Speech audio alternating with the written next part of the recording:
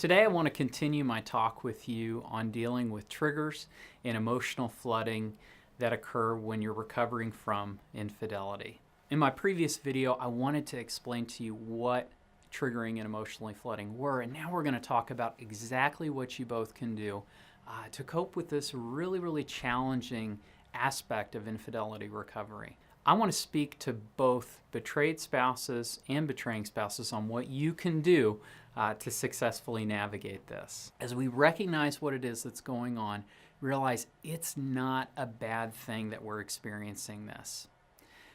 It isn't a bad thing when either one of us is emotionally triggered or flooding. It actually is going to help us immensely.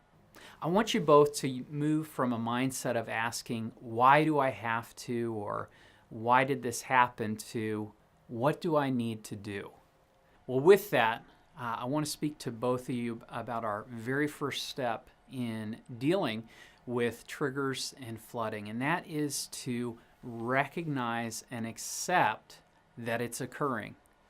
Now that seems a little obvious, but a lot of times we're not doing this. And so I want to speak specifically to the betrayed spouse first.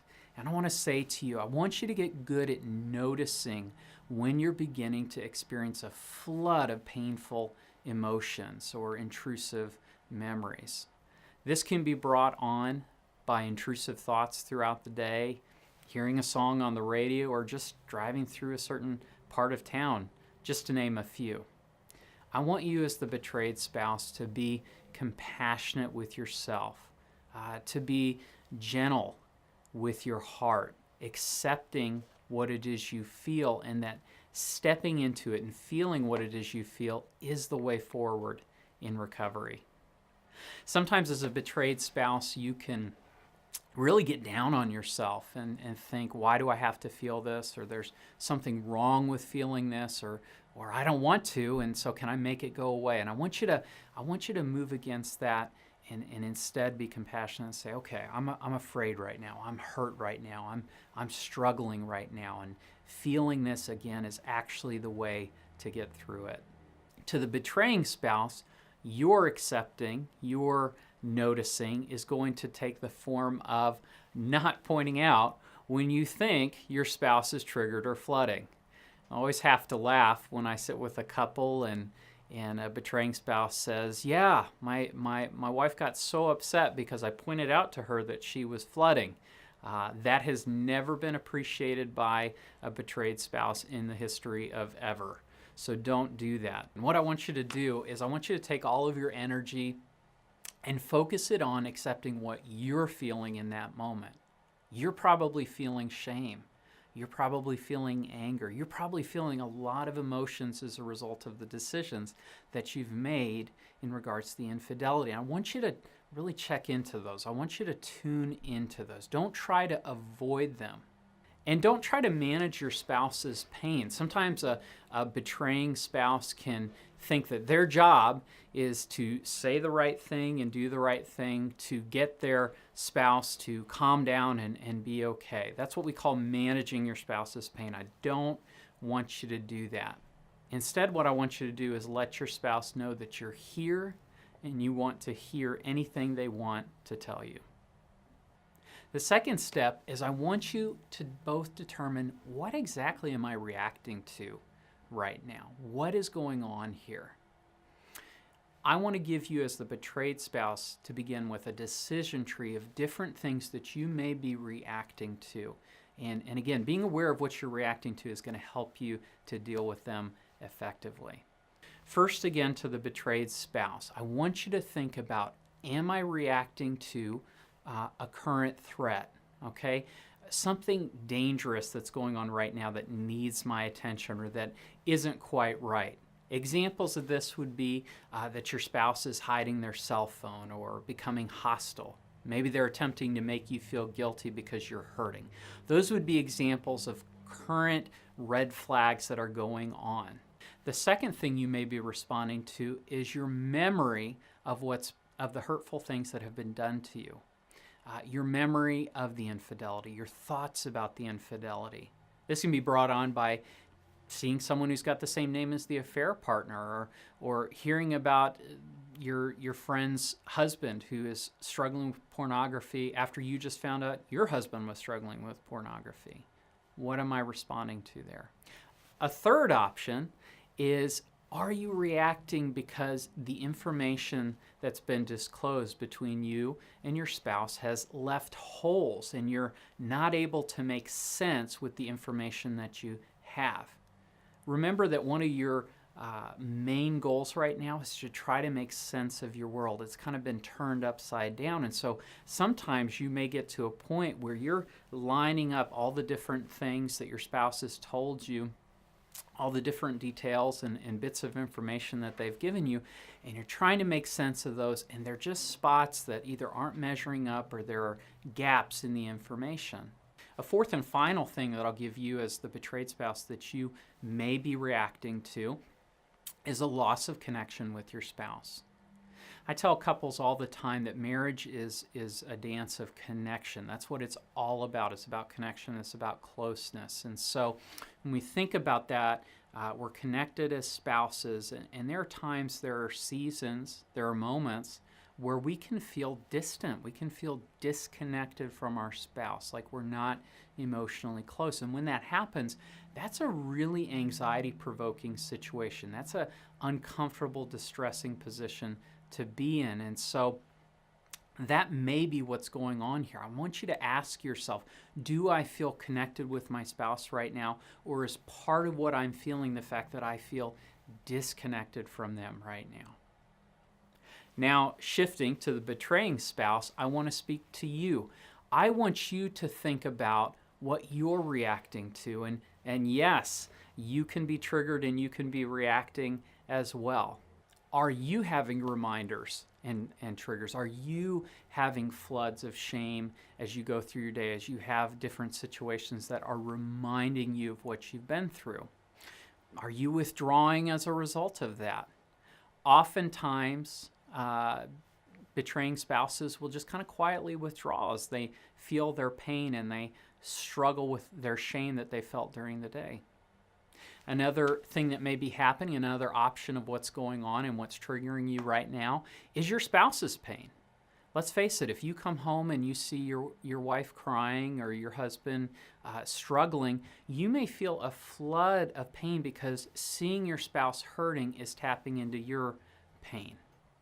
The third thing I want you guys both to do is asking or saying what you need at that point in time. I want you to give yourself permission to say what you need and to go after it, to do it.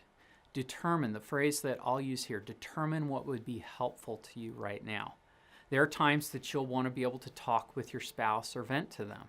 There may be times that you just need a moment by yourself or to go take a walk. Maybe you need to go talk to a friend. I don't know, but we want to think about what would be helpful. And again, if you're the betraying spouse, I want you to listen and respond to what your spouse needs with compassion, genuine, actual compassion, not a resistant, okay, here's what you need, okay, go do that. I want you to be patiently compassionate with what your spouse needs. The fourth step, or the fourth thing I want to talk about, is if we choose to talk, what do we both do? What should we do? What should we not do? Again, to the betrayed spouse, I want, if you can, for you to get in touch with what it is you're feeling and share that, but don't do that. Don't try to help your spouse understand your pain by doing things like threatening to leave, saying that you should end the marriage, or why shouldn't I go be unfaithful? After all, you did this to me. How would you like it if I did that? These kinds of eruptions provide a sort of temporary relief, but they can do a lot of damage to you and your mate. They're also never enough. One day if you get a good zinger in there at your spouse and they seem to be hurt and you feel a sense of relief in that, I can assure you that within a day or a couple days, you're going to want to do it again, and after that to do it again, and after that to do it again. It'll just take you down a really toxic path where you just can't get enough of hurting and lashing out. To the betraying spouse, I want you to do two things. The first will make sense to you. If your spouse begins talking about their pain, I don't want you to leave physically. I don't want you to go running out of the room or say, I can't handle this or I can't talk about it. I want you to stay engaged. But the second part of that is I want you to be emotionally present. I want you to actually be there with them and have your heart connected with what it is they're telling you. I want you to lean in to the emotion that you're hearing. As you're doing that, I want you to resist the urge to respond with phrases like, I'm sorry, or I wish I hadn't done that. Instead, I want you to reflect back to your spouse what it is they're telling you and their emotions. Let them know that what it is they're feeling matters to you and that they didn't deserve how you hurt them. One more thing is the betraying spouse that I want you to do that's going to seem very counterintuitive, and that's I want you to check in and share what it is you're feeling. I want you to share about your shame, about your hurt, and about your struggles.